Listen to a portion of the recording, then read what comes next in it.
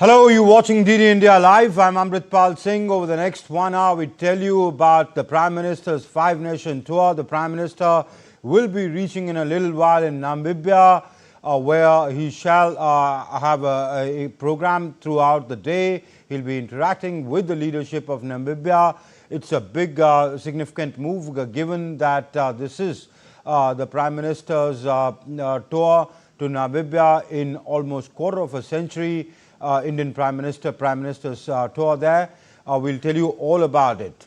And in the final leg of his five-nation visit, the Prime Minister, Narendra Modi, he arrived in Namibia sometime back in capital Windhoek. During his visit, the Prime Minister Modi will hold bilateral talks with President Netumbo Nandi Ndaitwah. Prime Minister will also pay homage to the founding father and the first president of Namibia, late Sam Nujoma. He is also expected to deliver an address to the Parliament of Namibia. So the Prime Minister arrived in Namibia a little while back. This is the third ever Prime Ministerial visit happening after a gap of 27 years. Both India and Namibia have historical linkages, with India raising the matter of Namibia's independence in the year 1946 at the United Nations General Assembly. India and Namibia share a bond forged in the struggle for freedom and nurtured through decades of partnership. India was among the first countries to support Namibia's liberation movement and to establish diplomatic ties after its independence in 1990. Over the years, the relationship between both the countries has grown through development partnerships, capacity building under the ITEC program, trade in minerals and pharmaceuticals, and a unique wildlife collaboration, the historic translocation of cheetahs from Namibia to India. Namibia is rich in critical minerals, rare earths, and is also keen to engage with India in the field of agriculture and pharma. And in fact, in recent times, Namibia has discovered oil fields.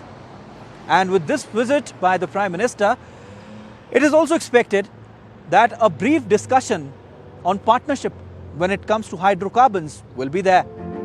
Prime Minister Modi's visit is expected to unlock new opportunities in areas such as hydrocarbons, rare earth minerals, education and health, among others.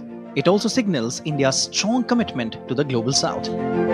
During the visit, Prime Minister Modi is expected to hold wide-ranging talks with Namibia's President Netumbo Nandi Ndaitwah, the country's first woman head of state. A number of bilateral agreements are likely to be signed, with focus on energy, innovation and youth engagement. The relationship between India and Namibia has flourished over the years. And this indeed will be a significant visit by the Prime Minister, which will strengthen the ties between both the countries and will also open a new pathway when it comes to other areas of cooperation. And what is expected in Namibia and why is the Prime Minister visiting there? What is the significance? I'm joined by Atul Aneja, foreign affairs expert. He's joining us over the video link. Atul, good to see you. All right, so what is the significance at the opening of the Prime Minister's visit to Namibia? Well, there are several significant pointers here, Amrit. First is our engagement with the Global South. And when you come to Global South, Africa, I think, is the core of our engagement with the Global South. India is fully aware that Africa has its own plan called Agenda 2063, about which the Prime Minister has referred to during his visit to Ghana, which is a development plan for 50-year plan for the rise of Africa. So India sort of docks into that developmental plan of Africa. And then, of course, Amrit, there are several bilateral issues which are of great importance here. You mentioned, your report mentioned about critical minerals. I think that's a very, very important area, especially at a time when India is trying to diversify its supplies of critical minerals, which are key to our new economy. And it ranges from EV vehicles onwards to various other applications of our advancing economy. And there is also on a bilateral plane the hydrocarbon element, which is again linked to our energy security. And then finally, it is India's engagement with the youth of Namibia. And that is where the people-to-people connect, the startup ecosystem of India connecting with a potential ecosystem of Namibia. And again, finally, is the geostrategic location of Namibia in southern Africa.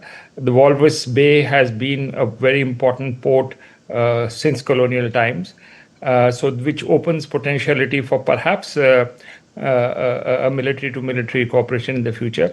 And then wildlife again, Amrit, how can we forget? I remember the cheetahs. Cheetahs, yes. Yes. So that it's a multifaceted outreach of India to not only to Namibia, but frankly to Africa, because it follows up the visit to Ghana. And if you look at Prime Minister's engagements in other countries in Africa, all sides of Africa, all geographical zones, Nigeria in the west, Kenya in the east. So, and now South Africa, and now we have Namibia. So it's a 360-degree engagement of a new India trying to tie up with the aspirational Africa. Okay. Let's talk about what you referred to, the geopolitical significance of where Namibia is placed on the world map and in the African continent, so Southwest Africa. Why is it important, if you could put it in context from a strategic point of view, from a military point of view? We understand that, the Indian naval ships do goodwill visits there, do, ports of call there. Why is it important, if you could explain that? Well, you have to see, Amrit, the overall global geopolitical situation right now. Mm-hmm. And you see that one of the areas from India sources energy is the Gulf. Mm-hmm. And the Middle East. And as we all know, that it is a conflict-prone area, increasingly so. So India has been doing two things. One is to diversify its energy sourcing, of which Angola, Africa generally is coming as a prominent player. Okay. The second thing, Amrit, is securing alternative routes around the Cape of Good Hope. If supplies are going to come, then, and if the Gulf area is going to be vulnerable at some point or is conflict prone, then we need alternatives. And that's where Southern Africa becomes important, South Africa becomes important, Namibia becomes important. And that is as a way to offset the turbulence in the Middle East and the Gulf. I think we are securing not only securing both supplies and routes. And that's where Namibia and Walvis Bay becomes very, very important in a geostrategic sense, Amrit. Okay. Atul, I'll request you to wait on, this partnership, as you also referred about, a global South cooperation. Let's look at this next story of ours, where India's developmental partnership with Namibia is not just about trade and diplomacy. It's about sharing skills and knowledge. At the University of Namibia in Windhoek, a center of excellence in IT set up with Indian support is equipping young Namibians with tools of the digital age. Let's take a look at this report. Capacity building play a crucial role when it comes to ties between two countries. I'm here in Namibia, in front of India-Namibia Center for Excellence in the field of information and technology.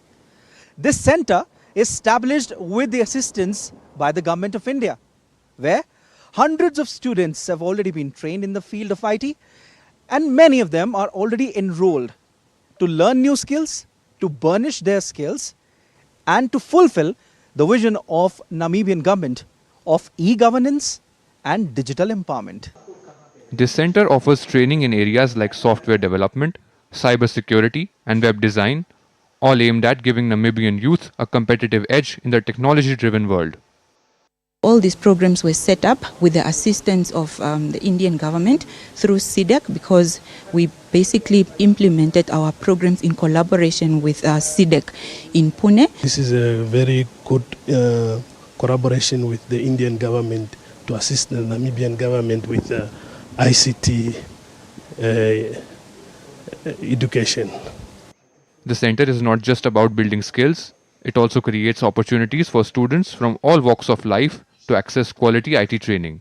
It's part of India's focus on development that indirectly benefits people on the ground. This center, we call it as India-Namibia Center of Excellence in Information Technology, which is established at Namibia University of Science and Technology under the bilateral agreement between Government of India and Government of Namibia. The main aim of this center is capacity building in Namibia and also to boost the research capacity in Namibia. So using these capacity sector, we offer a few programs here. Many of the students, like I would say 500 plus students have been trained, and those are basically working professionals. We are assisting ministries and the government offices. They used to come here and upskill their knowledge. How do you see the future of the center as more and more students they enroll in the center to learn in the field of IT? I would say very, very important contribution from Government of India as well as, in assisting the Government of Namibia to build the capacity in Namibia. So definitely center will fly, and we will work and assist as much as possible. So we got to know that the India-Namibia Center of Excellence in Information Technology is not just a center. It's a vision where Namibians, youths and working professionals are being trained to work in the field of IT and also to burnish their skills, and which exactly is the demand of the future. With camera person Alok, this is Siddharth Bhardwaj reporting for TD India in Namibia. And let me go back to my colleague Atul Aneja. Atul, education, the Namibian students coming here, what do they get from here? How can we build on this? Because the numbers are not very great.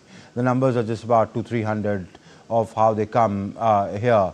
Where can this partnership go? Well, Amrit, I think this partnership can go far because it is here that India is leveraging its core strengths, which is software development, which is IT.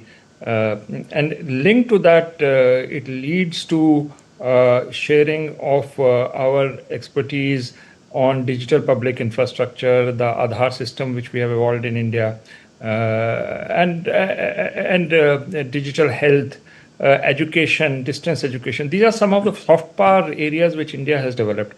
So from an Indian perspective, we are leveraging our strengths and sharing it with the global south, and in this case, Namibia.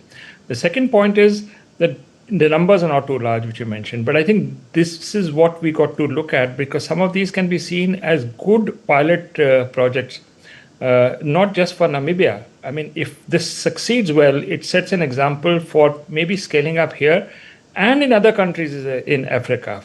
You take the cue, you see the success story, and there'll be many others in Africa would be keen to acquire similar skills. But also the number of students will increase. So we can probably go to more populous countries like, let's say, Nigeria, or on the East Coast, you have Kenya. Maybe South Africa can also be a partner here with us to jointly develop IT skills. But it's a great show window of India's capabilities, which is taking place in Namibia. And this can be the base from where we expand similar outreach in the IT sector to other countries in Africa. But frankly, Amrit, we need not see this only as a bilateral visit, but a visit to Africa. And there's a context to it. It follows up Ghana and our earlier engagements with Africa.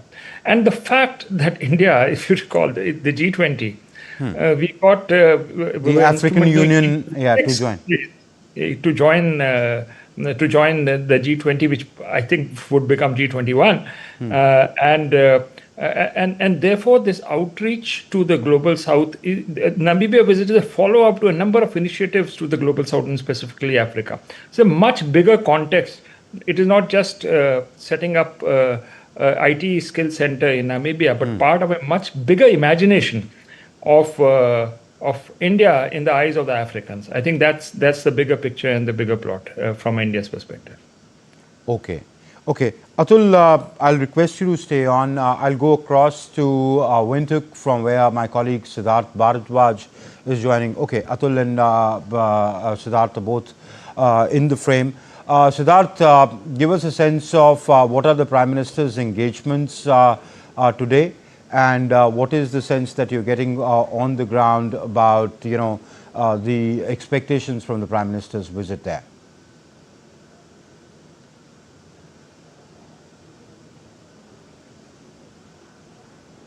Siddharth, can you hear me?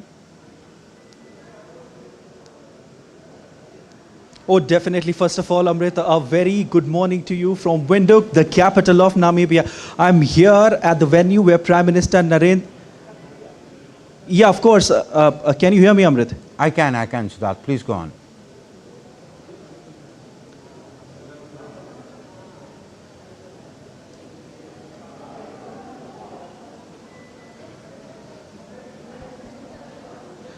Yeah, definitely. I was just saying good morning from the capital city of Windhoek in Namibia. And I'm here at the venue where Prime Minister Narendra Modi will be arriving really soon. I can see Diaspora standing there and excitement is on another level, but they are not allowed inside because of the security reasons, Amrit. But in a while they will come here, and I can see the excitement in their eyes. They are holding placards of Prime Minister Narendra Modi. Indeed, when you talk about this visit of Prime Minister Narendra Modi, certainly historic, because both the countries, India and Namibia, they have historical linkages.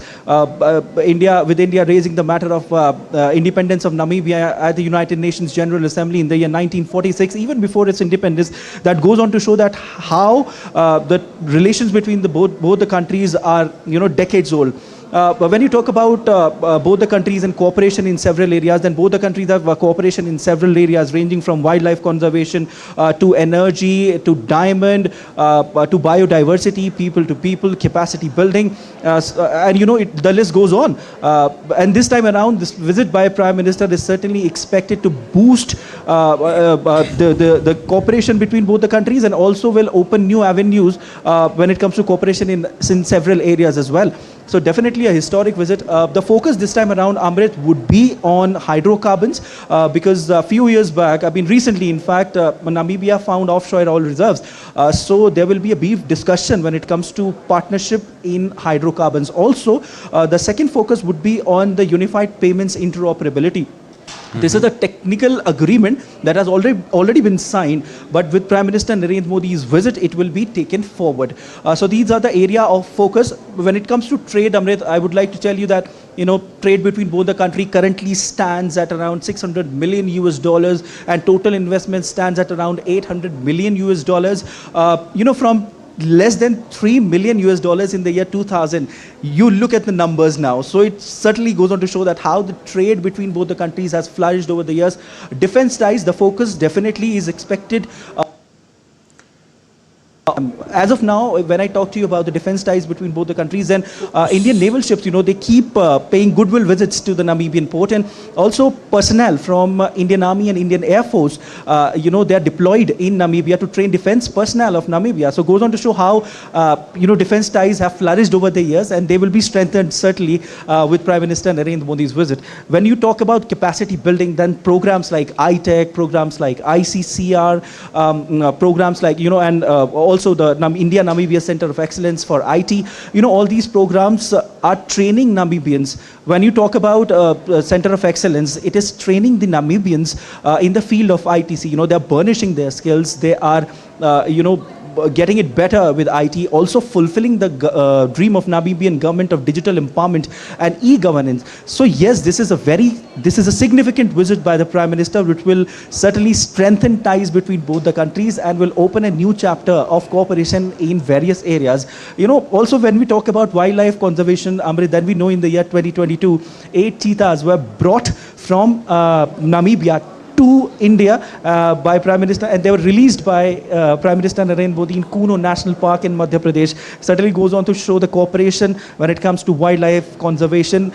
The focus will be on sustainability as well, sustainable development. So yeah, an entire gamut of relations will be covered in this visit. Definitely a significant one. Back to you, Amrit. Siddharth, on trade, what are the areas in which the trade flourishes between the two countries? and what is the scope to take it further?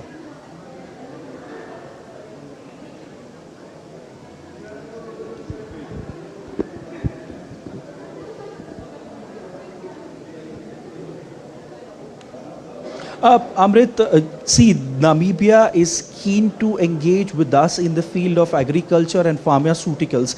These are the two areas, where the trade will majorly focus on. And like I just said, the numbers as of now is $600 million. When you talk about trade, that the total investment is about $800 million currently. But with this visit, we can certainly expect the numbers to grow with Namibia's keen interest in India's agricultural sector and pharmaceuticals. And when you talk about India's interest, then, as a matter of fact, Namibia is rich in critical minerals, rare earths, and also diamonds. So there are expectations that there could be a trade when it comes to Namibia sending the raw diamonds to India, because currently it is not happening now.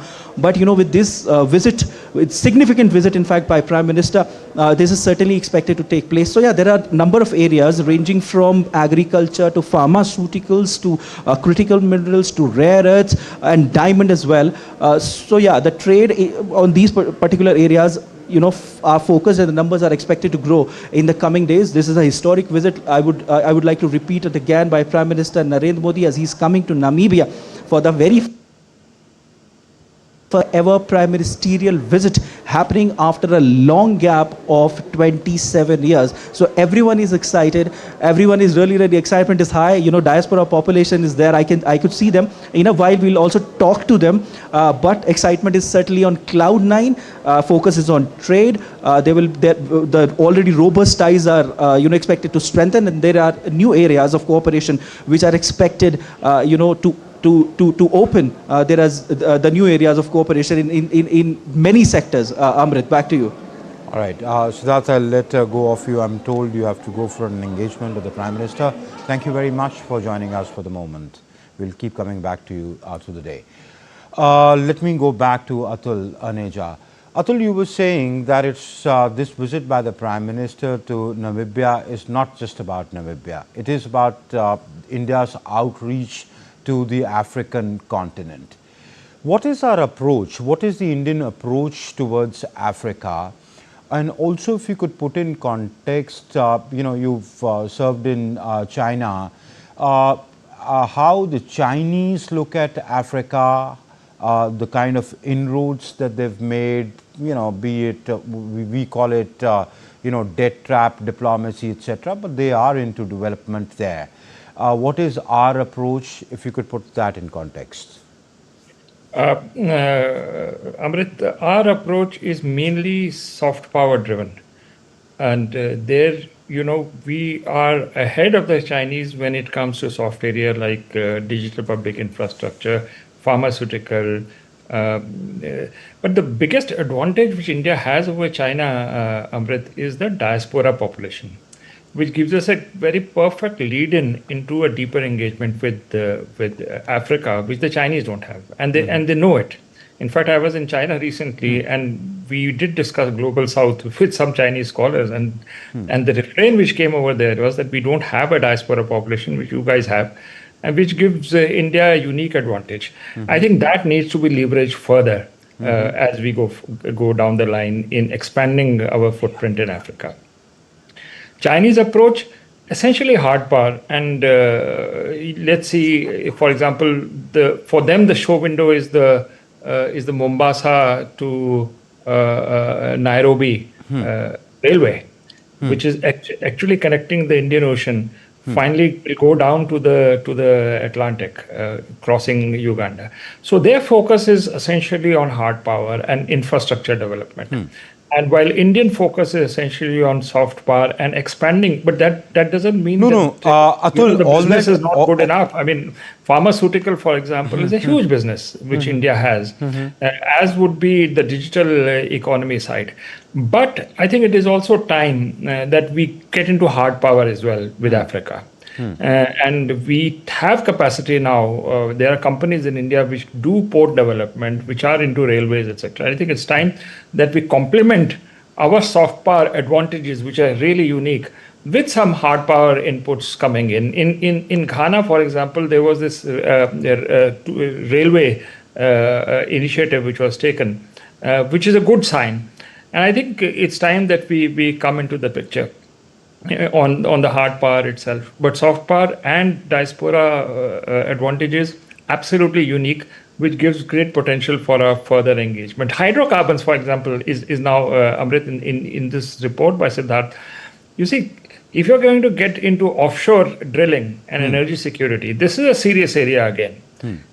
And also leveraging African resources with investment, critical minerals, etc. So these are new engines of further engagement with Africa which are coming up. We are on a good footing in terms of public perception as well, in terms of leadership perception compared to the Chinese. But I would say here that we need to leverage this and expand it further, and go into areas where we have not done so in the past. Atul, I agree with you. I mean, the approach of the Indians and the Chinese is very different. As you mentioned rightly, that you have a diaspora, you have a soft power approach, but that has limited dividends. Look at the Chinese. They are building infrastructure there. They're building roads. They're building dams. They're building bridges. So, and that's what Africa needs. Aren't we way too behind, way too late with our engagement? And also some would say, the critics would say, our engagement seems very, half-hearted in that sense, where the critics of the Chinese would say they're doing a recolonization of the African continent. But as you said, that your companies need to go in, get into the hard power. If you have ambitions of being the leader of the global South, you need to build them, get into their developmental partnership, and give them what they need. Well, I wouldn't necessarily agree with you in terms of India's, the quality and quantum elements of India's engagement. I think it's not the India of the 60s and 70s here. I mean, there is enough. If you go to, I'm not sure about which African country, but generally in global South, for example, NIIT is coming up, training in IT. These are not small. Or when it comes to your digital public infrastructure, or most importantly, pharmaceutical. I mean, India is known, when the HIV/AIDS epidemic confronted Africa. I mean, we came in and we played a major role in making a difference in treating that pandemic which had infected Africa. And I think that's where we need to build on. We need to build on and scale up our strengths. That's number one. So it's not that soft areas are not important or less important, but what is important, Amrit, is that we leverage and expand it and scale up the soft power which we have in Africa. That will go naturally. And plus with the diaspora population, I think that will scale up much more rapidly. I think agri field is also very, very important. For example, the country like Kenya, it's got a major floriculture industry. And most of these farms are actually run by Indian Africans or Kenyans of Indian origin. You got to connect with the agri side of Africa as well. That will come naturally. And I think you scale that up, and then of course, your engagement in terms of resources. As India's own economy grows, and if we are looking at something like a Viksit Bharat, we're going to need these critical minerals on a massive scale. And I think that's again an area of engagement. And with that, expanding what we already have and scaling it up, I think we need to also get into hard power. That would be the roadmap, I think, ahead if we need to be one of the prime leaders of the global South, because the acceptability factor is there. India's political system, the democratic system, has a much better echo than the Chinese system. Okay. But I think that's where we need to do. Expand on what we are good at, scale it up, make it into billions from millions, and to add new dimensions of hard power, which frankly we have now.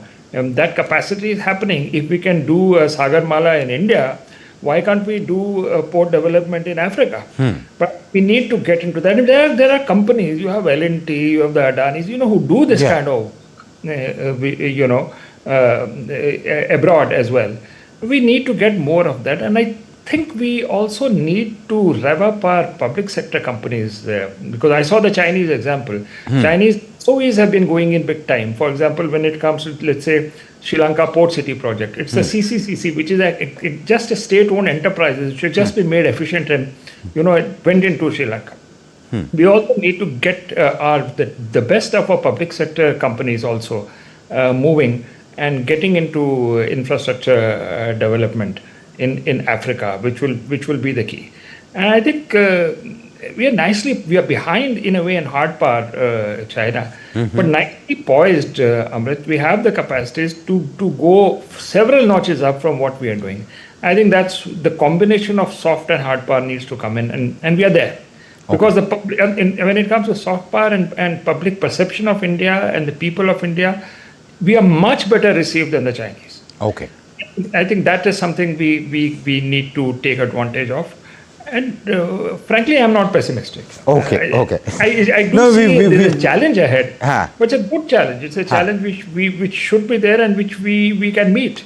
And young India is possible. It has the capacity and the outlook to go ahead and go further from India's shores. True. And if we have ambitions of putting the global South at the heart of the global narrative, then we need to do that. But I find it interesting that you say that diaspora is a good peg to hang on to and expand our approach, which is very different from the Chinese. Let me go back to Siddharth for a moment. Siddharth, I understand you have the diaspora, but I also understand there's a very small diaspora in Namibia. Give us a sense of what do they do? Are they in the diamond industry? And also, as generally the excitement in diaspora whenever the Prime Minister visits any foreign country, if you can, interact with them and bring us their voice, their voices. Definitely, Amrit, you're right that diaspora in Namibia is relatively small. There are around 450 to 500 people, Indian diaspora which are there. And when you talk about diamonds, you just mentioned that there are around 12 diamond factories and 5 of them are owned by Indians. But before that, right now I have the diaspora there. Like I was saying, the moment has arrived. Let's talk to them. How excited are they? Hi, what's your name? Hi, Prachi. Namaste. How excited are you? So excited. We don't have any words for that. Okay. Anything you wish to say if you get a chance to meet Prime Minister Narendra Modi? It's a dream come true. It's like a lifetime, once in a lifetime moment. And we are so happy that he's finally here after 27 years. It's the first time. And it's like, I don't know, I can't even imagine how lucky we are.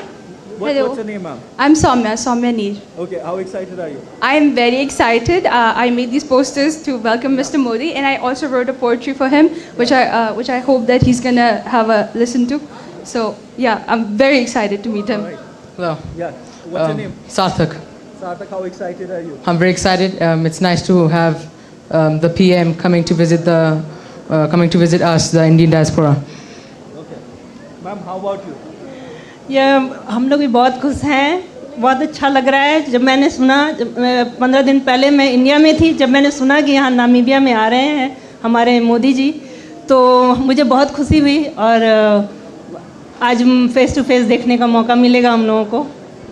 So here you go, Amrit. You just heard that how excited our people. Some of them have written poetry for Prime Minister Narendra Modi. They have come up with sketch of Prime Minister Narendra Modi. So certainly the excitement is in the air. And yes, coming back to your question, Amrit, regarding the diaspora here, it is relatively small. Around 450 to 500 people are there. But while we were having an exclusive interview with the ambassador, with in fact the High Commissioner of High Commissioner Rahul Srivastav, he was saying that, yeah, the diaspora here is growing with each passing year, and it will grow because Namibia has a lot of opportunities, especially in diamonds and critical minerals, which are of India's interest. So yes, diaspora population is growing with each passing year. And yes, today, where I am right now, the excitement is on cloud 9. Okay, Sid, what do most of them do there?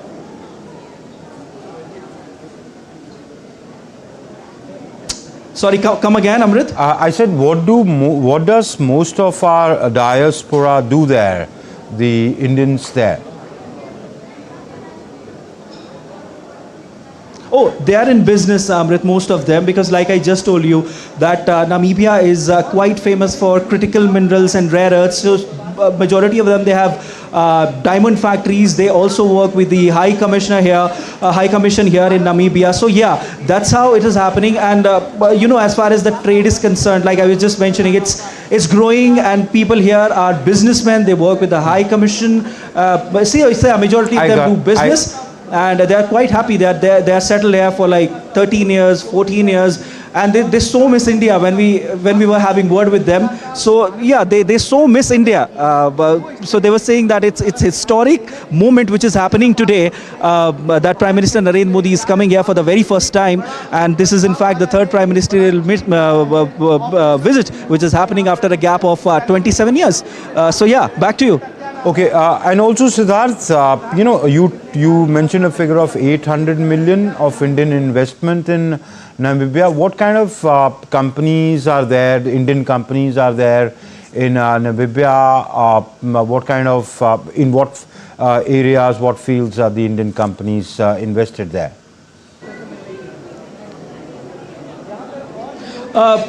When you talk about companies, Amrit, you have factories there, diamond factories there. We had a visit, we paid a visit. In fact, we did a story out of it, that how the Indian investment is boosting the local economy as far as giving employment to Namibians, and they were really, really happy here. In fact, they were expressing their happiness that how, they were thanking the Indian government and Indians who have set up factories here, who have set up business here, which is giving employment to Namibia. So yeah, the excitement was certainly there, in Namibians' hearts. As far as other businesses are concerned, that Indians here also own some stores as well, and they work in different places. So yeah, this is the kind of employment which they have, and the majority of them, they own businesses here, giving employment to Namibians, helping the local economy, and also bridging the gap between both the countries as far as the trade is concerned, as far as the economic cooperation between two countries is concerned, Amrit.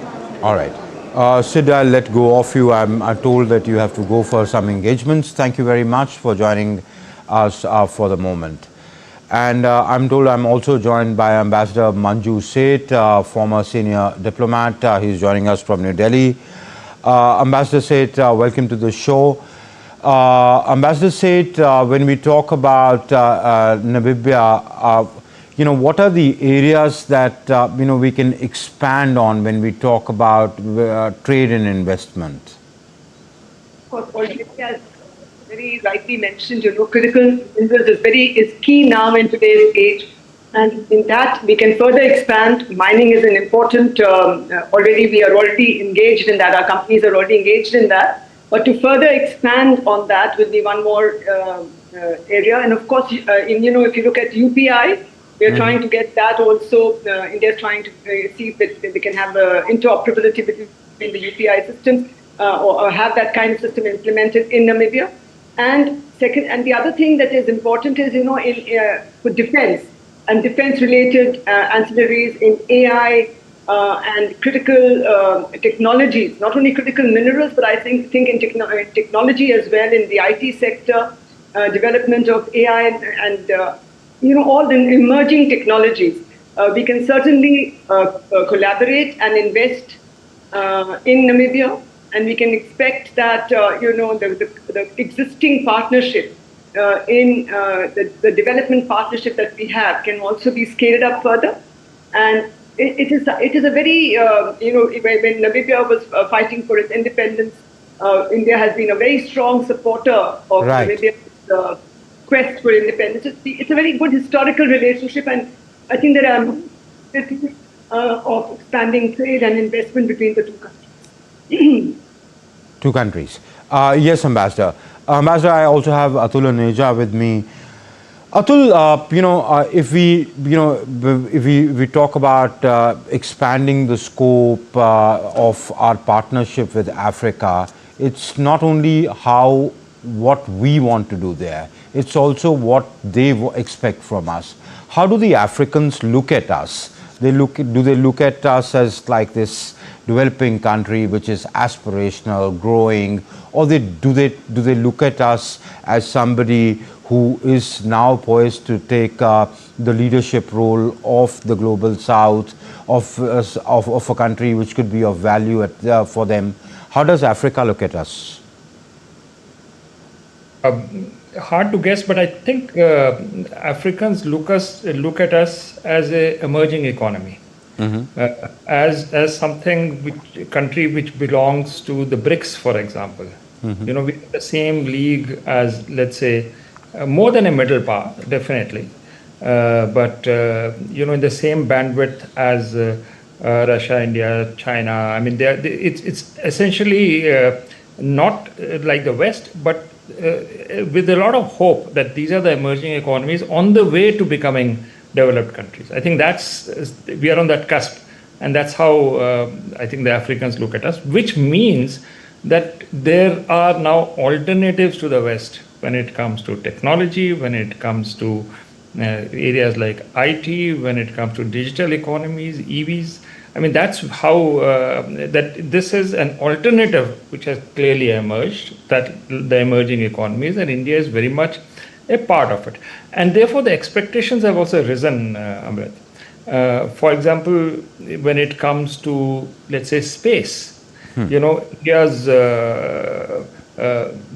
sort of momentum in the space area has been tremendous, especially since 1920, when you have this ISRO passing on technologies to Indian startups. There's a new ecosystem developing for small satellites, for example. There are new companies which are able to use ISRO facilities to do that. So I think Africans are looking at those kinds of collaboration when it comes to communication, when it comes to surveillance. Cost effective. I mean, that's the major thing, that you can get cost effective alternatives and high technology from India. The opening of this IT center in Namibia is part of that bigger imagination of India as a provider of technology. And second thing, Amrit, which is coming up now in fairly big volumes, is India as a military hardware supplier. Okay. I think that's a change which has come. We already are doing business with countries like Armenia, for example. We're going out. Defense corridors are coming up in India, and African countries are watching this. That can they have, again, a friendly country providing them cost-effective weaponry, for example. It's just not military exercises and training, which is going on in any case. That expectation is there, that you train right from your medical professionals to the military and Coast Guard people, that policing, that part is there. But I think it's gone beyond just those conventional areas, beyond training, military hardware suppliers. And even in terms of HADR, of course, humanitarian disaster relief, there's an expectation that India will come into that. But we are on that cusp. Can India provide further security, more harder security to some of these African countries? We have the Chinese, for example, going into Djibouti.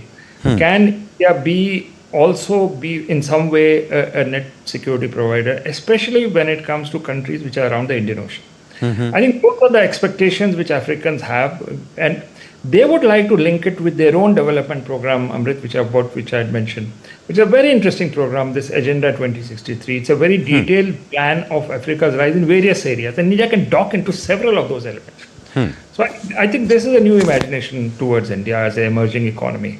And that's where the expectations of India are also rising, which gives us a lead into that, when it comes to not necessarily, hard leadership, but, you're acceptable as someone who can handhold you. I mean, that's the kind of... That's a very interesting point you make, Atul. Let me take it to Madam Seth. Ambassador Seth, one thing that India is, again, a developing country, but what it can offer is its own experience about how it's reaching out, lifting millions out of poverty. And these are challenges that countries of the so-called global south or the developing world face, that how we dealt with the whole issue and how you can learn with us. We can share technology with you. You were mentioning UPI, and just share the experience with you, that how we overcame it or how we fast tracked the whole process. Do you see scope in that? And do you see, as the Prime Minister today addresses their parliament, do you see that ringing a bell in Africa per se, the continent, and Namibia? Absolutely. Africa in general, even in my posts there, my experience has also been that stuff to learn from India's development journey. And they admire it mostly. Of course, it's not perfect, but they still want to learn because. All right, ma'am, I'll stop you for a moment. These are these are visuals that we are beaming to you. Prime Minister landed a little while back at the where he was received. You see the traditional minister playing the drum there, and being one with the local Namibians who had gathered to receive the Prime Minister there.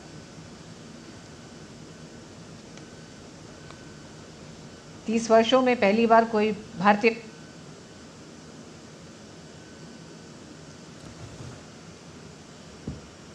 So our Prime Minister Narendra Modi landed a little while back at the Hosea Kotako International Airport in Windhoek, which is the capital of Namibia. So this is the last leg of the Prime Minister's five-nation tour. The Prime Minister has come into Namibia from Brazil, where he was there for the BRICS summit, and also which he participated in Rio, and yesterday he was in Brasilia for a bilateral visit. So the Prime Minister arriving there in Namibia.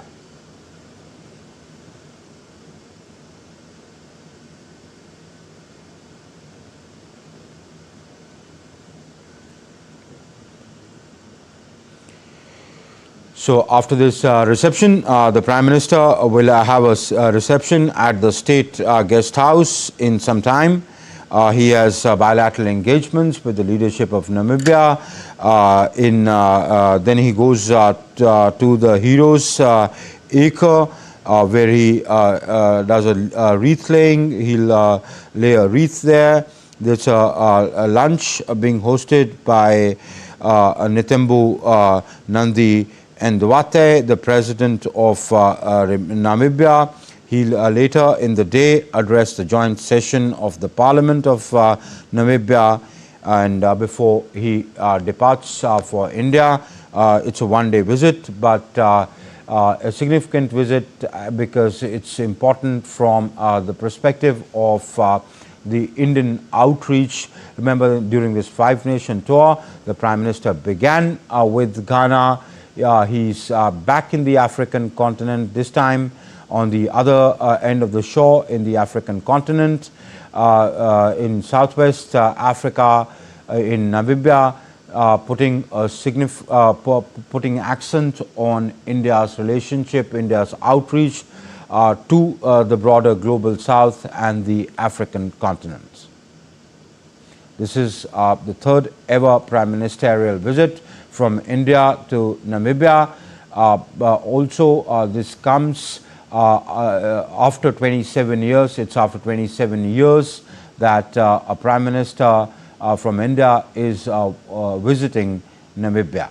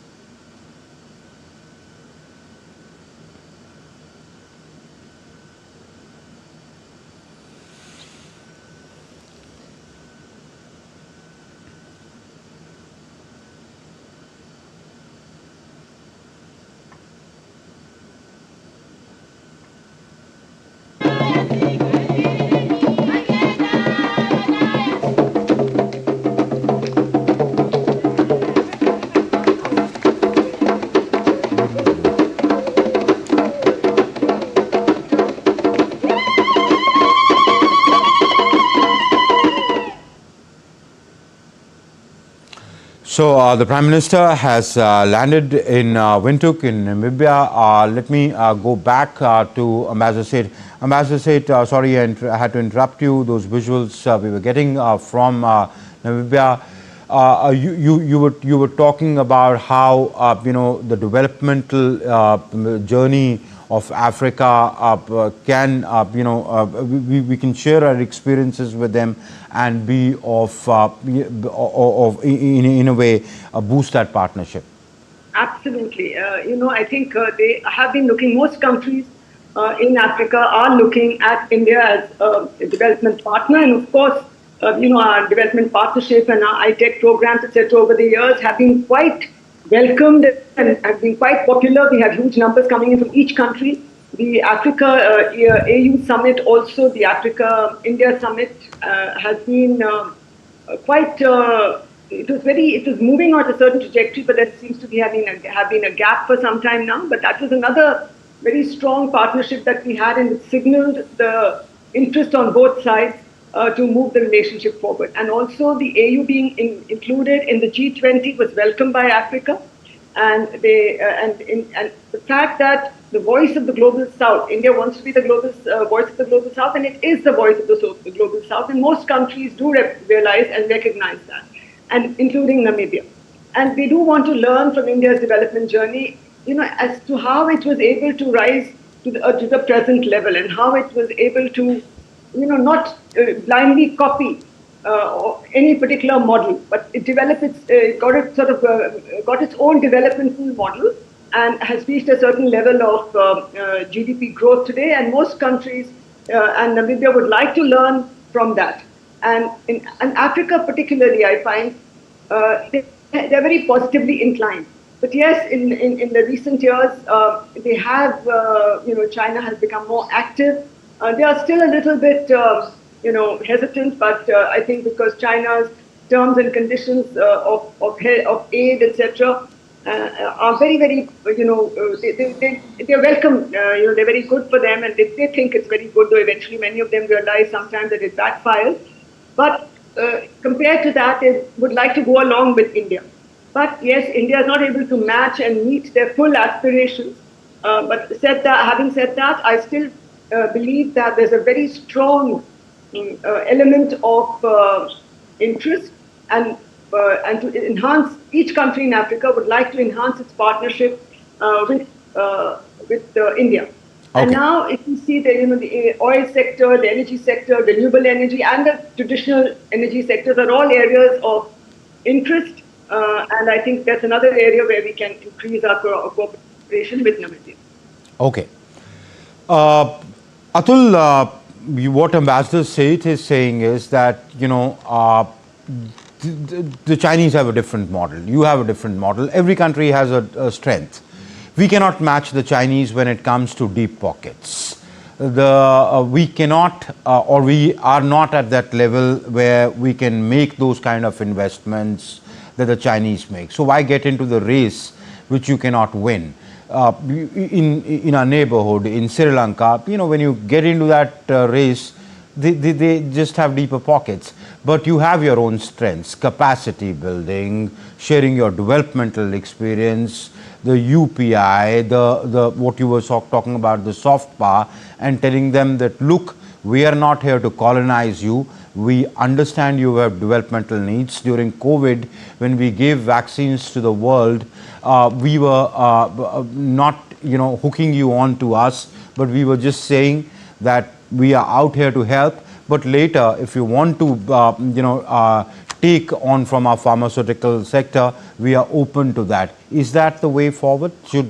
Is that the Indian approach, which is distinct from the Chinese approach, which is sheer hard power? Yes, Amrit.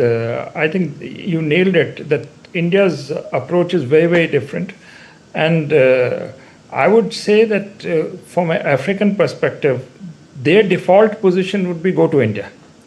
Okay. And only when India does not fulfill their entire aspirations would be to go to China. So we have a natural emotional connect with the Africans, which I think the Chinese lack or is at a much lower scale than what we have. And I think this is, when it comes to the roadmap forward, this is the way forward of scaling up our soft areas.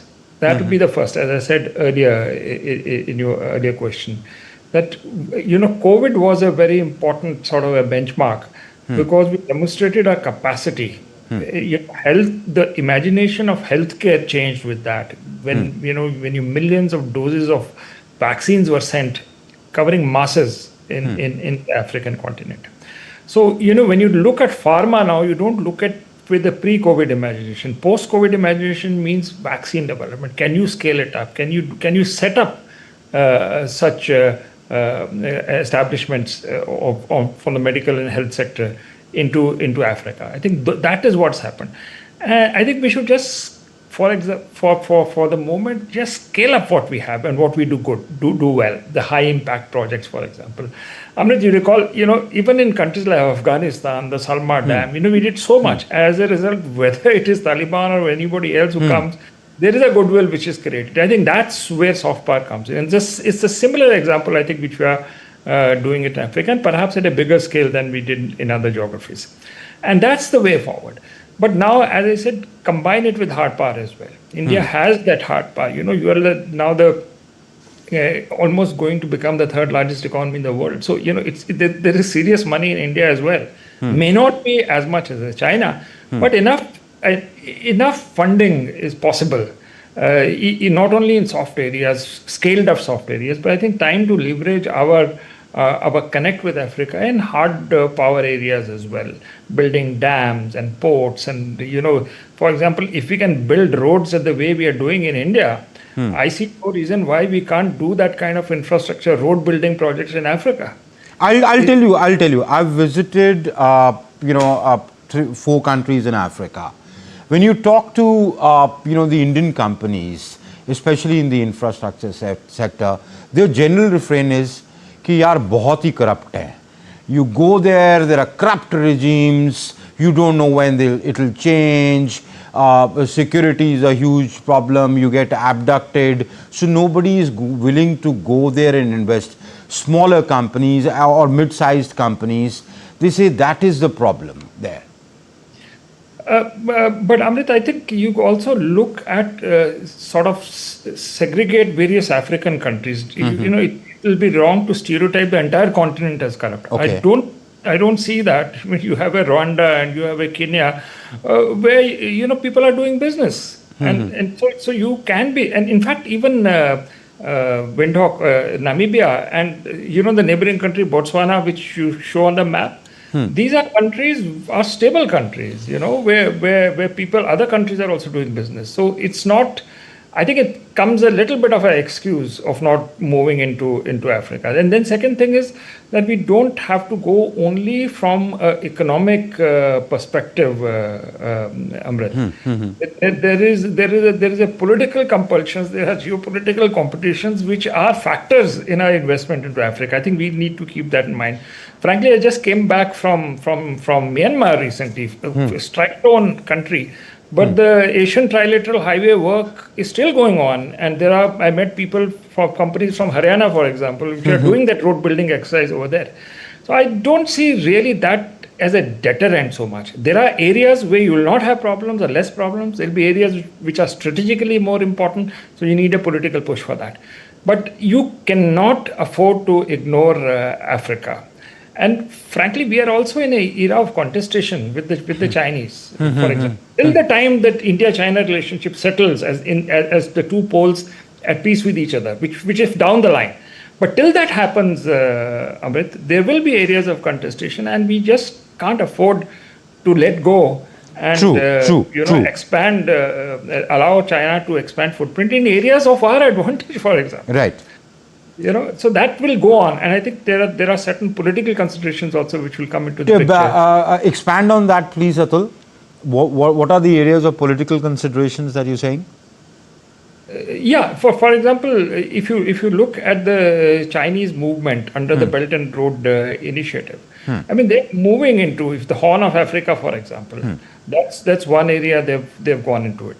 Kenya, as I said, there is this railway line which has been built linking from Mombasa with the ambition of going right up from Uganda and then further west to the Atlantic. Those are serious challenges which are coming into the picture. And when it comes to critical minerals, for example, the Chinese investments are enormous. In the Congo, for example, I mean, the whole mines are being taken over by them. True. Can we go and allow that process to continue and not contest it in areas of our interest and our advantage? I think we have to, and the Prime Minister I think knows this perfectly. And that's why this deeper engagement with Africa, with the African Union, what happened in G20, and I suspect more of that is going to happen because we realize this, that this is going to happen, and we need to put our foot front in areas which are of our advantage. Okay. Yeah, that's absolutely right. Let me go to Ambassador Manju Seth and ask her. Ambassador, why are we waking up so late? Why does it take 27 years for an Indian Prime Minister to visit Africa? Yes, of course, we've got the African Union on to the G20 during our presidency. We are reaching out. But why did we lose out in the race?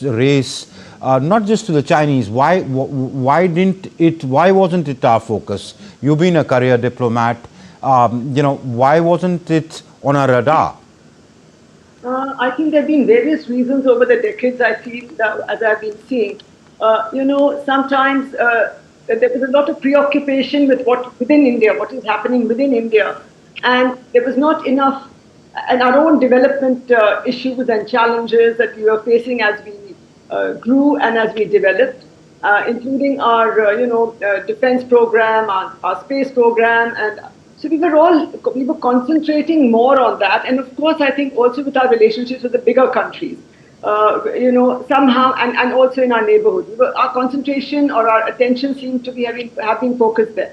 We have always been engaging with Africa, but at the highest level, there was a little, not neglect, I'll say, but less enthusiasm to focus on Africa, saying that Africa, we have a good development partnership, and we were a little sanguine, I think, and we didn't realize, how quickly China was able to get there. We had a lot of goodwill in Africa, so we were building up on that, and I think that's what I feel. And so there was some, not that much priority could be given. Priority was there, but not the extent that we should have given over the years. And I find that we have continuously engaged. We have continuously had a very good ITech program, development partnership program, investment, everything. But it is not at the scale very often that the Africans would have liked, because they also wanted to move quickly. And so when they got offers, including from EU, including from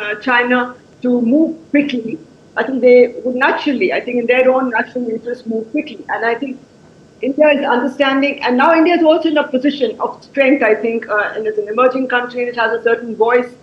And that is also a factor of focusing on Africa and all other countries, which we had tended to not give, we gave them importance, but we didn't, from the visiting point of view, in the high-level visits and VIP visits, I think we were not able to fit them into the agenda, given our own challenges, our developmental challenges, and the fact that we have to balance our ties with different countries. So I think that also is a factor, but I think it's very positive and a very good development that we have set that right now in the last few years. And interesting now, and we're going, our Prime Minister presence are visiting all the countries that are in the global south, which have importance, and which have been important in our scheme of things, but not given that extra push now, which is now being given. Okay. Atul, when the Prime Minister visits a country, he has, all the political leadership visits a country, it has things more than just, bilateral relations between the two countries. I mean, they have a strategic aspect to it. They have the broader political aspect to it, India's outreach. But more important than the Prime Minister visiting is our big companies need to go in there, and for the simple reason, go make money there. They need development, go build their infrastructure. As you were saying, you have a BRO, if you can build roads in Ladakh and Arunachal, just go in. Your PSUs can go in. PSUs can, go in and do infrastructure development. There are L&Ts and etc. So go make money. So is it time for the big Indian corporates to go in, develop their ports, their roads, their schools, their hospitals, etc.? I think so. The time has come that we have no other option but to be outgoing now. And the private sector has to come in and join the party. From infrastructure, things like education, for example. I don't see why MET or a Shivnadar can't open their branches in Africa. I mean, private sector oriented, or a HCL, or we started doing it. For example, IIT opening in Tanzania is a great example. I think that again we need to do that education element again, soft power, but then business as well. It comes there. Infrastructure again, we have the companies now, private sector companies, which can go in, and it's time that they were also given some political encouragement or a prompt to go out there. And there's a reason, not just China, why we need to do that, Amrit. The world has changed. When it was a unipolar world, our attention was actually more Western driven, and the fact that our economy was not big enough. I think that has changed. This multipolar world with more number of actors coming in, emerging economies competing for geopolitical space globally, that has opened up opportunities for us, which did not exist earlier. So move in, commercial element, geopolitical opportunities, and I think that's the overall bigger picture why we need to get in and expand our footprint globally, specifically with focus on global south. I think the overall strategy is fine. It just needs to be sort of built upon, and more detail has to come into it, and more political focus.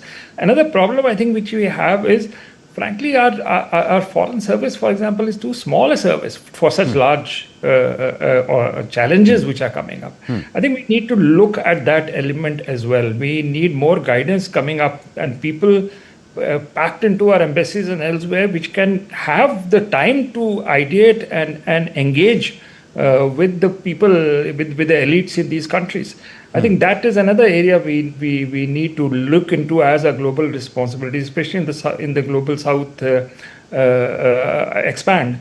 And we need to be there. I think that realization, Amrit, is there at the top level. I can see that coming up right from the G20 summit. It's very clear global south is going to be there. The way the PM's own approach at the BRICS summit, for example, I think my sense is when we host the BRICS summit, it will have a much bigger global south flavor to it, as it was in the case of G20.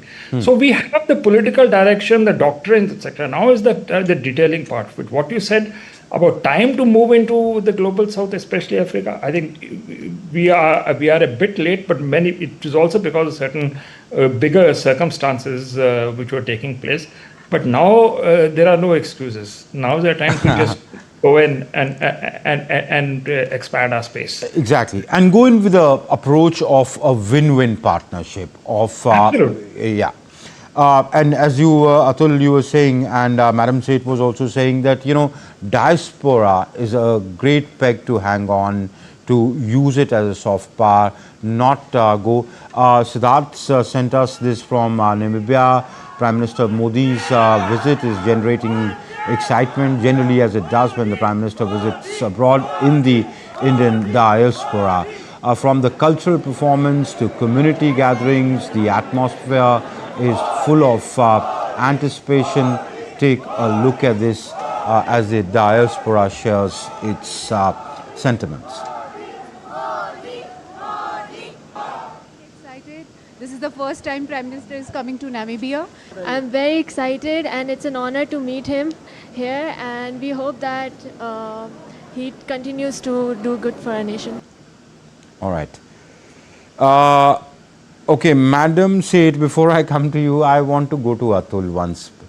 Atul, why is the Indian diaspora so excited when the Prime Minister visits? Is it just, seeing a Prime Minister up close, that general celebrity star power thing, or is it beyond that?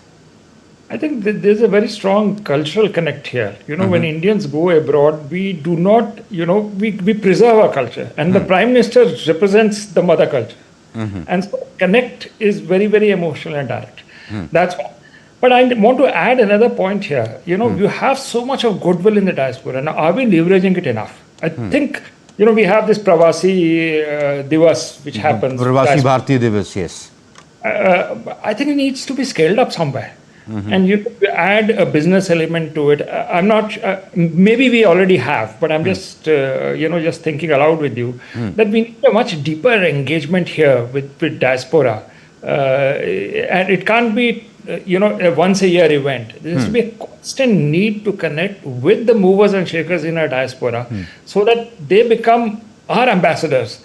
In the country where they reside. And we need to be selective, identify people who can do sort of stuff which we actually need to know. Need to leverage this much more.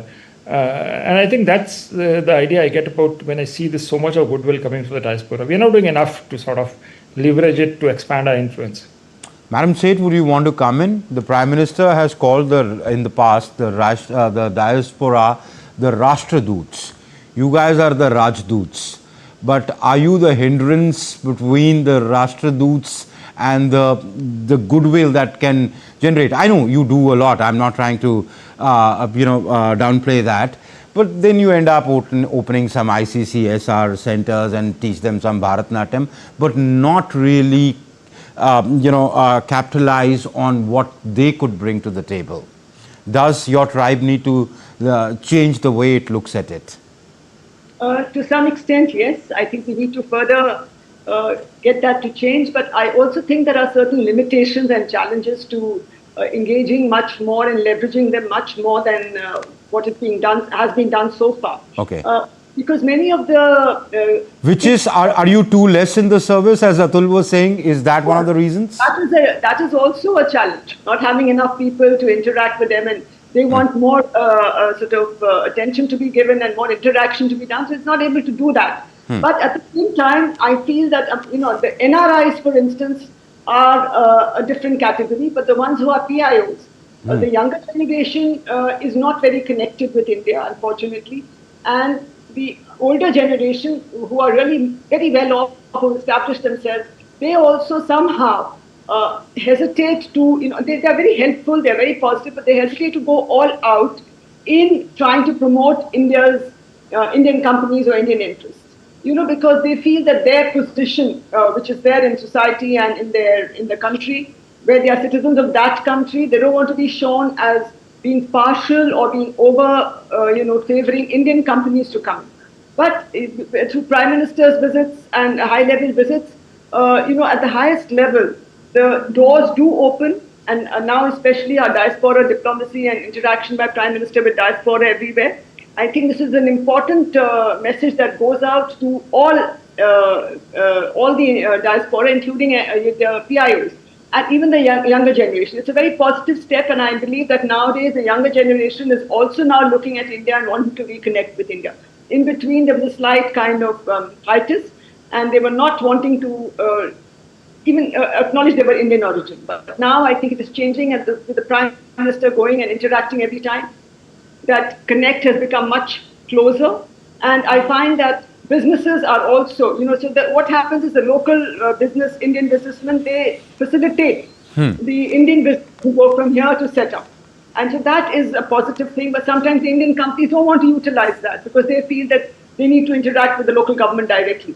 So I think it's a mix of different, issues. But I believe that it is changing, and we are heading in the right direction, and we are able to leverage more and more, as we saw in the US, the influence of the diaspora in these countries. It is changing, and I think we are able to leverage and harness their great goodwill and the standing, economic standing and general standing in the local countries and in the local. Okay. All right. Ma'am, you talk about the economic ties. Let's take a look at our next stories where economic ties between India and Namibia continue to grow steadily. We take you inside a diamond processing unit run by an Indian company that's training and employing Namibians on the ground. Siddharth Bharadwaj has filed this package. I'm at Ankit Gems here in Namibia, the oldest factory of diamond cutting and polishing set up by an Indian. And just ahead of Prime Minister Narendra Modi's visit, this facility is a clear example of how Indian investment is adding value locally and also strengthening the economic ties between the two countries.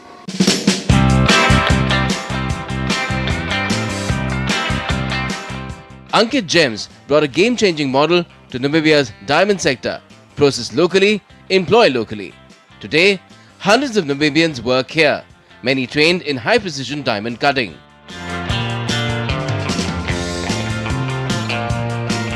The Indian company's presence supports Namibia's long-standing vision, retain more value from its natural resources, and provide long-term employment to its citizens. We are very happy here polishing diamonds, so it's been a really good experience. I've been working as an export and import operator. Then now I'm doing traceability so that every stone that anybody from outside buys, they are able to trace it on our traceability and see from rough to finished polishing. We are employed 130 people, Namibian, and we are teaching them and then employed because there is no institute for diamond and anything. And we are looking forward better from government as well. Namibia is among the world's top producers of gem quality diamonds. India, meanwhile, is the global hub for cutting and polishing. Together, the two countries are creating a win-win partnership where Namibia moves up the value chain and India contributes through technology, training and trust. As Prime Minister Narendra Modi is all set to visit Namibia, ventures like Ankit Gems reflect a deeper story of growing India-Namibia partnership, which is creating jobs, generating employment, and a promising future. With camera person Alok, this is Siddharth Bharadwaj reporting for DD India in Namibia. So let me go to Atul. Atul, Siddharth filed this report about one diamond factory which is employing Namibians there. It's making money, doing business there. Don't our smaller SMEs need to go there because they will provide the real solutions on the ground which people would need, give them employment, provide solutions to their needs? I mean, our bigger companies developing ports, infrastructure, roads, etc. can come in, but SMEs, etc. Can go from our countries, from our country, and make money and answer their needs. I think that's a great idea, Amrit, that the need to connect at all levels, from the ports and infrastructure to the SMEs level as well. I think this is an opportunity we need to explore further, and I think there would be opportunity there.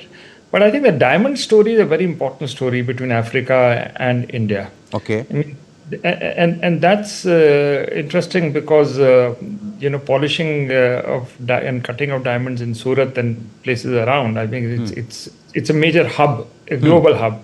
So connecting Africa with Surat is already happening, but perhaps it can be expanded more. Essentially these are these diamond centers which is coming from Africa. Then there is Antwerp in Europe, and then there is Gujarat and Israel, Russia, small diamonds. This is a full ecosystem of the diamond industry which goes in, and we are part of it. I think within this framework we can. I'm certain. I'm no diamond expert, Amrit, but I think it appears that there's a much bigger opportunity here to link up with the diamond industry or at least the diamond mining which takes place in Africa. And but as you said, doing value addition in Africa is another important element which we need to perhaps explore much more. I mean, of course, your Adanis and Ambanis and your PSUs and BROs need to go in there. There's a space for that. But as you were earlier saying, my question was as you were earlier saying, that why can't a Shiv Nadar go? They need colleges, right? They need schools, right? Like NIIT went. They were just teaching C++, a programming language. That's what they need. That's what their need is. Why can't your smaller hospital chains go there and provide the services that they really need? You don't need a very. There is space for a bigger chain to go in, but there is also an opportunity for the smaller ones, like as you said, Diamond is one field, but then education, capacity building, IT training, iTech training, vaccines, healthcare, telemedicine. There are a lot of opportunities, aren't there? Absolutely. I mean, there are enormous opportunities, and I still think that we are still scratching the surface. And there is a whole lot of things which we can do in Africa.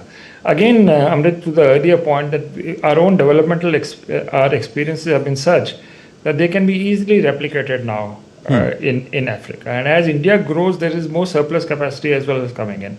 That connection needs to be made. And frankly, leadership is not just the top political leadership, but we need also good business leadership here. People who are pioneers, who are not just pleased with their own comfort zone, which unfortunately I find in India, that why go out when we're doing well at home. I think that mindset is an issue here. A mindset of exploring and going out, of getting out of comfort zones, experiencing new cultures. I think that's something which we need to build, that attitudinal change which needs to come from the way our value system, our education system, and frankly then our technical institutes like IITs and IIMs and all. You need to cultivate that culture that we are in a globalized world, a multipolar world, and staying in India is not enough. And the rising tide and the opportunity for the next 20-30 years is not so much in the West anymore. It's really in the global South. The West is coming to you. I mean, if Australian universities and the general Western universities, UK universities are setting up campuses here in India, the American universities, why can't our IITs and even our NIITs, why can't our FTII, why can't our, NIFT, fashion industry, just go there? They are such colorful, when it comes to dresses, they're such colorful people. Why can't our, NIFT, it's that National Institute of Fashion Technology, just go and open centers and, colleges in Africa? Oh, I think there is massive opportunity here, and it's a very exciting opportunity which is coming up. You can select your places within Africa. I think, Amrit, what is also happening is detailed knowledge of Africa, the diversity of Africa. Which center, there is a Francophone Africa, there's a British-speaking Africa, the Afrikaners have been there. I mean, that's colonial experience itself has been so different. Your liberation struggles have been of a very different character. So that is changing, has influenced mindsets within Africans across these geographies. First of all, the awareness of what Africa is about, or parts of Africa are about. And understanding that and leveraging our strengths. Okay, in this geography, this is what is going to fit in. I think kind of detailed understanding of Africa is required from a university system, from our academic places and the businesses. You tie all that up, and then you'll go in a very scientific way and leverage all our strengths which you were listing just now. I think NIFT is a great idea, given the natural flair for colorful clothing, and the energy levels. You see, exactly. When Prime Minister landed in Namibia. Yeah, look at the way they were dancing, and the Prime Minister himself started beating the drum, and Well, I mean, what a visual that was. Dancing before and he's playing on the drum. What a connect. Look at the energy of Africa. And there is energy out here as well. It's a perfect match. But the question is of getting your awareness right and pivoting in the right direction. And if you're going to pivot only towards Paris and New York, then you're not going to get it. Okay. Atul, let me ask you this. Are you and I over-romanticizing this? Because when whatever limited interaction that I've had with people who've tried to do business, they say कि यार जाके तो देखो, you get abducted there. Even in cities like Johannesburg, there are no safe areas. It's very difficult to do business. That it's very well for you to sit in the studio and say, oh, there's a lot of opportunity and all that. But go on the ground and there are issues. So are we, especially when it comes to security? I don't see that. I mean, we are living in such a turbulent world. Which are the safe areas? I mean, if you go to Germany even today, with all the influx coming from Iraq and Afghanistan and the population changing out there, are they very safe? I mean, are we willing to take racism and find that there are no perfect areas? But you don't get abducted in Berlin, nah. You can get stabbed in even Cape Town and Johannesburg if you step out of a certain neighborhood. Yeah, but then same goes in parts of India as well. There is no risk-free engagement. That is part of the package. The question is you have to minimize your risk. And there are geographies where in the global south which provide you that. And at least there is no excuse of going into those countries. I mean, if you see the diaspora in Kenya or Tanzania, massive number of people and they're living a good life. I mean, it's not that it's an insecure life. Yes, there are instances of mugging, there are areas of burglary which do take place. But then overall life is okay. And you're also making good money. And second thing is you're being accepted as an equal, frankly. I mean, you're not being looked down upon because of the color of your skin. I mean, and that's very, very important. So as the multipolar world comes in, global south comes into its own, I think we need to revisit our own imagination of where the opportunities lie. Okay. And I would say global south and Africa is definitely an area worth deeper exploration. Then make up your mind whether you want to go or not. But don't make a stereotype of the continent and stay away and live in your comfort zone. I think that's not acceptable. True. Lest I be misconstrued, let me make this make myself clear. I just wanted to touch upon that issue because people. I'm not trying to stereotype Africa here at all. As Atul rightly said, that you can get mugged anywhere. You can get mugged here in Delhi. There are no-go areas here in Delhi as well, which is so very true. And but Atul, you rightly said that there is a lot of opportunity which we need to break out of our comfort zone to go and explore, perhaps not follow the Chinese model by the tea, but learn from their attitude of going out, reaching out, and then increasing your influence. And as your stature as a country grows, as you start mattering more in the global arena, you need to engage with the world with a different approach altogether. Atul, another thing that I wanted to come to was that in the area of healthcare, is there opportunity? Is India doing enough? Because there have been telemedicine projects India has done. Your pharmaceutical companies are engaging. Is there scope for expanding this? I think so. I think there is scope for further expanding this, especially post-COVID. You need to. There is an expectations of India playing a bigger role on the pharma sector. So I would say, in fact, Amit, as we speak, why not look at alternate medicine systems as well for Africa? Why not have Ayurveda coming into Africa in a bigger scale? Or look at even some traditional medicine systems which are there in Africa and sort of put it through the scientific grill and see if healthcare can be further expanded and diversified across systems. I think that's something which we can, with the Ayush system which we follow here, has a resonance in Africa. Perhaps that's another area of exploration. But there's one point which I do want to make regarding healthcare is, this API. I mean, that dependence needs to be reduced in terms of getting raw material for medicine just refined in India itself. I think that's something which we need to look at as we to in a way to offset any vulnerabilities that might come in supply chain because of that. So I think if we have a combination, a new healthcare system or a policy, expanded healthcare approach, would be something which we need to look at. And I think there are opportunities out there, Amrit, beyond what we are already doing. Okay. Maybe setting up some vaccine centers in Africa. We remember that at the time of COVID, there was a move to work with South Africa and India to set up vaccination facilities inside Africa. I think it was South Africa at that time. But we had a problem with the big pharma coming in and not wanting it. So that idea got scuttled. But I think that is, again, one area. Vaccine development in Africa for Africans is something we can look at. Okay. Okay, let me go back to the cheetahs. I mean, most Indians remember Namibia for the cheetahs that came from there.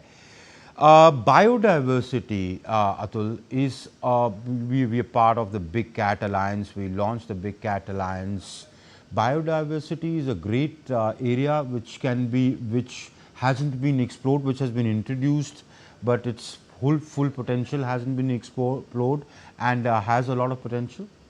Absolutely. I think that's a very, very important area of collaboration which needs to be expanded. We started with Namibia, but also with South Africa when it came to cheetahs, but needs to be expanded elsewhere. We Amrit, need to learn from that experience of cheetahs. Are there any lessons from that to be drawn? I think we need to draw lessons as we continue to expand this particular area, this domain area further. But definitely, it also is important that as India's middle class grows and it has more disposable income, wildlife tourism is a very major draw, and biodiversity fits into that, both domestically here and going abroad. I think that's where we can do much more. Excellent start by India, though. The Big Cat Alliance and the cheetahs. We only need to go forward after learning our lessons of these very experiments. The strategic decision to go ahead with this is a great one. Now is the fine tuning. How do we make it more productive and safer with less mortality? I mean, those are the kind of issues which have come into the picture now. Okay. But the idea is great. Okay. Defense. How can we go beyond just the goodwill visits that our Coast Guard does, the calling ons and our ships docking there? Where can we expand this? Where is the scope for expanding this? There's a lot of scope because it is actually driven by India's own growing footprint. There are areas of vulnerabilities. For energy security, we talked about. The safety of sea lanes, for example, vital areas. And that's where there are countries on the Indian Ocean coast, for example, with which we need to go beyond just goodwill visits and training. Can we think of bare bases, let's say, where you actually have identified an area where you actually don't put in the stuff, but in case of contingency, there are areas in African countries which say, okay, Indian Navy can come in here in case there is an emergent situation coming. I think that's one thing which we need to go beyond these goodwill visits. Second thing, Amrit, is military hardware. I think that is as India grows, its own defense industry grows. So the friendly countries can, you're looking not just at small arms anymore. I mean, we are having problems with Tejas, but once we sort that out, it's a great export product, which we already have been trying, and it's important that it becomes an exportable commodity. So military hardware is cyber security. I think that's both software and hardware areas. Quantum computing. These are the areas which go into the military side very, very big time. And I think these are some of the strengths which are emerging. In the next 5 years, they would have matured in India. Air defense systems. I mean, Op Sindoor just showed that our own homegrown air defense systems are top class. Why not look at drone manufacturing? That's again going to be a big thing, big draw as we grow in India as an exportable commodity to select friendly African countries. So there's a tremendous amount of scope when it comes to military hardware exchanges, which is supplementing what we already do. Things like training, which we do for many African countries, right from pilots to officer grade. You look at the National Defense Academy. I mean, it's a great tribute to our forefathers. You have a Sudan block when you go into National Defense Academy. We thought of Global South even in the 50s. So that particular track has moved, and now we need to add these new elements which we just spoke about. And I think that's one area which can be thoroughly leveraged and become a very strong element in a partnership with Africans, which sort of will reinforce it in a very strategic way, Amrit. And Atul, it fits well with your own outlook. Make in India, make for the world, their security needs, their this thing, and as you were earlier mentioning, the cost benefit advantage that you bring to the table. Absolutely. And Amrit, the good part is that we have put in the building blocks here. The doctrines, Make in India concept, the taxation regime. We got into details now, and so you the financing of it. So you got the ecosystem right now in India, and that's where scaling up becomes possible. And partnerships and markets come into the Global South. So our Global South strategy is really evolving now, and in terms of potential is enormous, but it's important to sort of open our minds that it is not just the conventional engagement with the Global South, which could be just medicines and other soft power areas, but hard areas like military, etc., is coming into the picture, which was not there earlier. And I think in the next few years, this is going to be a big time, along with the other products like artificial intelligence, AI. And these are cutting edge elements which the Global South will not get from the developed world, definitely not at the price which we can. That is important. We cut the price line, whether it is generic medicines, whether it is going to be AI products or military hardware. That is India's advantage. And we just can't let go that opportunity. It's there for us, which is building on our soft power, building on our people-to-people connect, the goodwill element, leverage that into hard areas now. The time has come, or we are at an inflection point now, just to do just that. All right. True. Atul, scintillating conversation with you. Thank you very much for taking our time and helping our viewership understand the context of this visit. That's all the time I have for. Thank you very much, Atul. It's always a pleasure to talk to you. Yeah, Amrit. Enjoy. And that's it for the moment. We'll be back with all the developments about the Prime Minister's visit to Namibia. I'll take leave of you.